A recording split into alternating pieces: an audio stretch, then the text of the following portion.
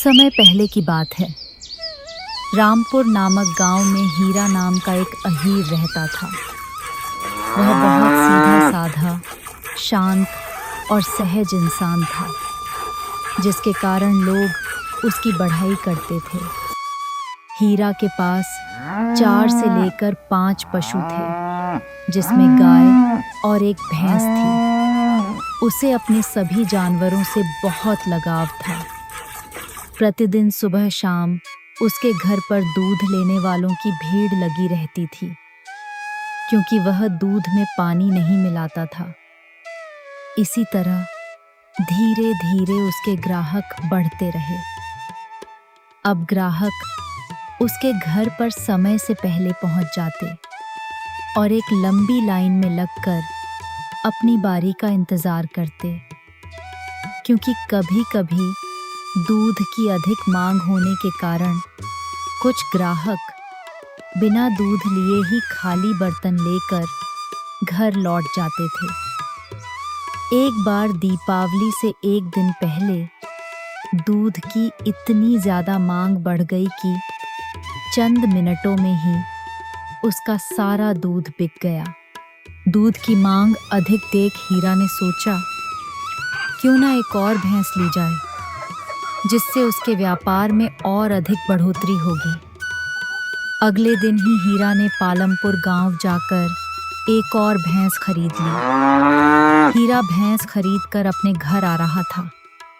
उसने जंगल का रास्ता चुना ताकि वह घर जल्दी पहुंच सके। उसी जंगल में उसकी मुलाकात एक लठबाज वीरदास से हुई। वह हमेशा अपने पास एक लाठी रखता था, इसलिए उसे लोग लठबाज कहते थे। लठबाज ने हीरा को आते हुए देखा। तब लठबाज ने हीरा को आवाज लगाई, अरे ओ दूध वाले, रुको, कहाँ जा रहे हो भैंस को लेकर? हीरा ने कहा। भैया, आपको कैसे पता कि मैं दूध वाला हूँ? लठबाज ने पूछा। मुझे मूर्ख बनाने की कोशिश मत करो। ये बताओ, तुम ये भैंस चोरी करके कहाँ से लाए हो? हीरा ने बेहद ही नम्र स्वभाव में उससे कहा, भैया, मैं इस भैंस को पालमपुर से खरीद कर ला रहा हूँ। अगर आप चाहो तो मैंने जिनसे खरीदा है, आप उनसे पूछ सकते हो। लठबाज फिर से कहता है, तुम मुझे मूर्ख नहीं बना सकते। मैं इंसान को देखकर पहचान लेता हूँ। अगर तुम ये भैंस खरीद कर लाए होते तो इसे जंगल के रास्ते से नहीं ले जा रहे होते, तुम मेन रोड से होकर जाते। हीरा ने कहा, भैया, अंधेरा होने से पहले जल्दी घर पहुंचने के लिए मैंने ये जंगल का रास्ता चुना था। अब मुझे तुम्हारी कोई सफाई नहीं चाहिए। लाओ, भैंस मुझे दे दो, नहीं तो मैं तुम्हारी वो हालत करूंगा कि तुम अपने आप को नहीं पहचान पाओगे। उसकी बातों को सुन हीरा डर गया। लठबाज ने भैंस को लाठी से मारकर अपनी ओर कर लिया। हीरा ने भी बिना कुछ किए भैंस लठबाज को दे दी।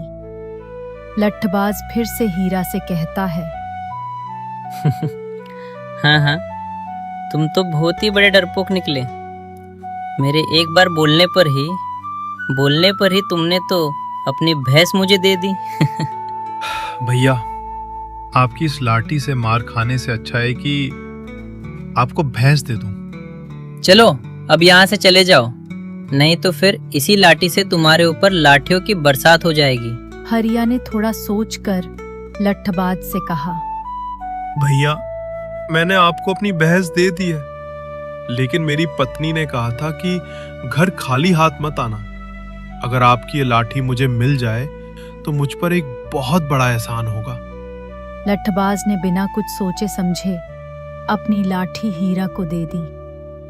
हीरा ने तुरंत लाठी पकड़ ली और लठबाज से कहा, मेरी भैंस मुझे वापस कर दे, नहीं तो इसी लाठी से मैं तेरा सर फोड़ दूंगा।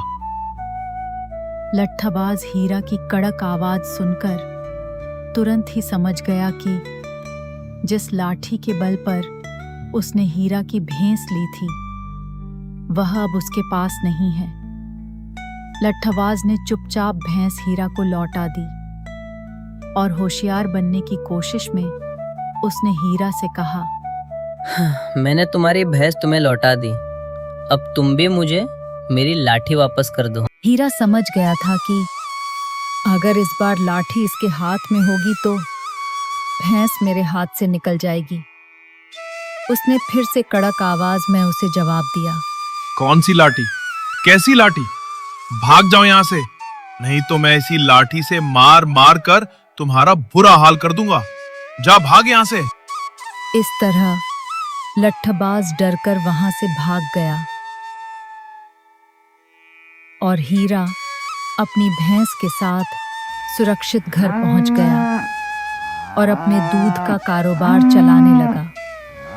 तभी से यह कहा जाता है कि शक्तिशाली अपने बल के सहारे कुछ भी हासिल कर सकता है।